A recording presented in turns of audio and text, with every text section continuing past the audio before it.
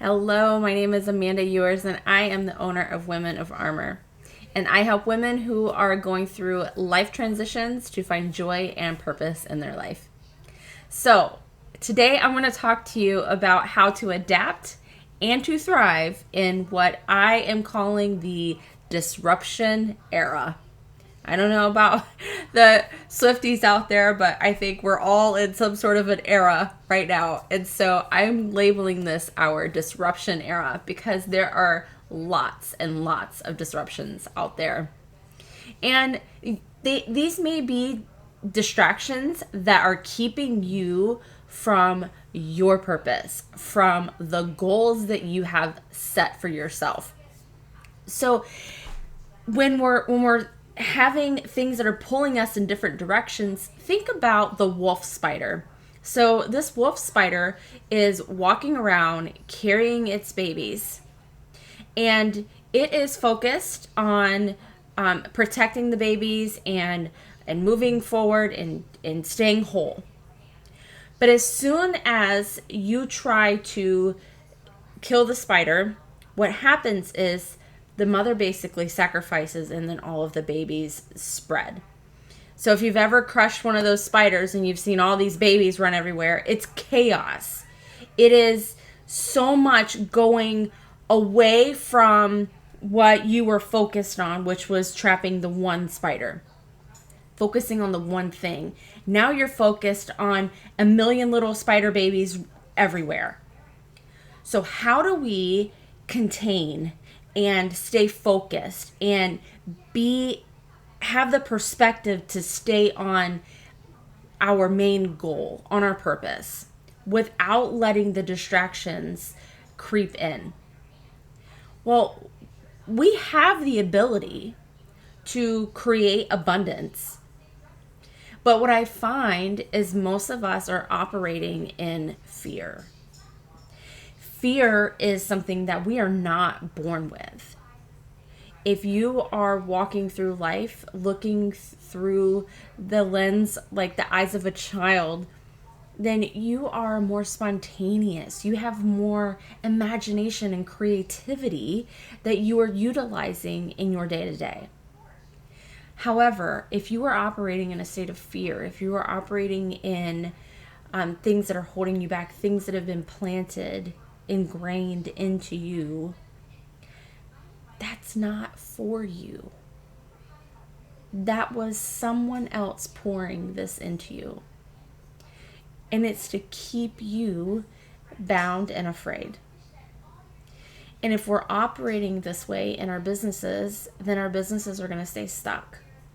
They are going to continuously get smashed, and then all of the other things are going to start popping out, all of the distractions, because that's what fear does. Fear needs something to attach to. So your mind is the control center.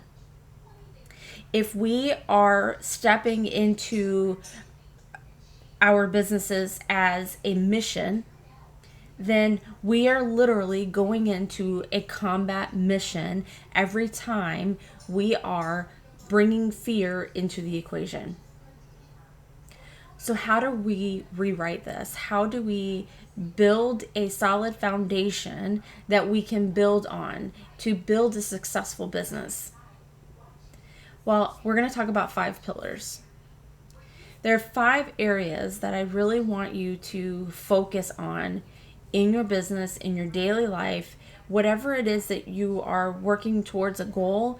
You should have these 5 pillars that you are addressing, that you are making deposits into instead of withdrawals. So, mental, number 1. Where's your focus going? How are you building up mental stamina? How are you building up mental strength, mental focus? How are you doing those things? Are you plugged into a group? Are you plugged into a coach? Are you being coachable? Are you reading books? Are you staying an active learner in your field? You should always be 2 steps ahead of your clients. You should be 2 steps ahead of the people that you are serving. Emotional. Number 2, do not let your feelings affect your purpose. You should have passion in your purpose, but not allowing your feelings to dictate your decisions. Feelings are not factual. Feelings are going to operate from fear sometimes. Feelings are going to operate from strength. Feelings are going to operate from past experiences, from your physical state that you're in, the lack of sleep, things like that. So we cannot let big decisions be based off of our feelings alone. Number 3, physical. I want you to let go of the idea that I will sleep when I'm dead. It's such a unhealthy perspective to have on your life and your business, because sleep is when we heal. Sleep is when we rest. And if you're a spiritual person, you'll know that we are supposed to take a day of rest. There's a reason why we don't work 7 days a week or 24 hours a day. There's time set aside for rest. You should rest. So you also need to make sure that you're moving your body. You need to make sure that you're keeping your heart and your muscles and everything. You need to make sure that you're keeping yourself healthy. That means that you're also eating right. Food is fuel. Feed your brain. Don't feed your feelings. Feed your brain. Feed your thoughts. Take in the things that make you feel good, that are good for you. Spiritual. I heard someone say that gratitude is our insurance. Gratitude is the thing that is going to surround us. It is like the water in our body. We can't operate fully in our full capacity in everything that we are meant to do if we are not operating from a place of gratitude. You have to be grateful for the things that you have and the things that are meant for you and the things that you are working towards. If you are not operating in a state of gratitude, then you are just living either in the moment or living in the past. Stay in gratitude.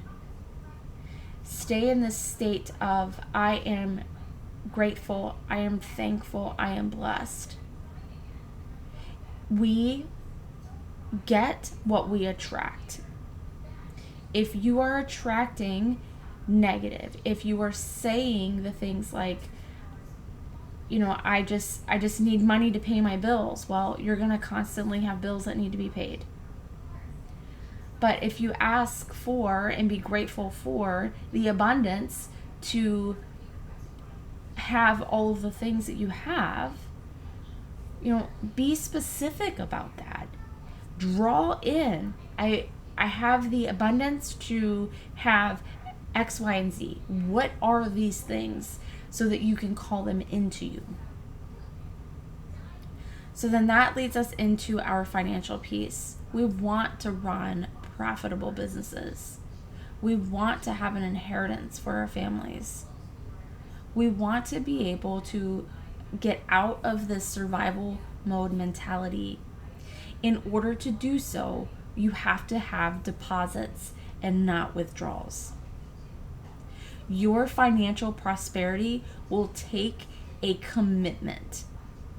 It will take an awareness of how you are connecting with money.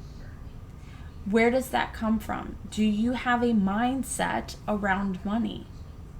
What is it? Where does it come from? Again, calling in what you want, using your words carefully with intention is very important.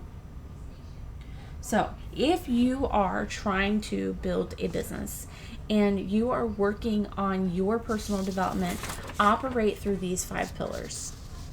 Operate using the energy channels that are available to you. And the energy channels are your senses. Your senses are going to draw in information, they're going to draw in feelings, and they're going to draw in past experiences that could be trauma related. You have to heal. You have to go through the process, because if we are attracting the things that are pulled in through our energy channels and they're coming from a negative source, we need to heal so that we are no longer attracting those things into us. Use your words with intention, with meaning, with power and focus. Make sure that your message is clear on what it is that you want for your life and for your business. And I'll see you next time.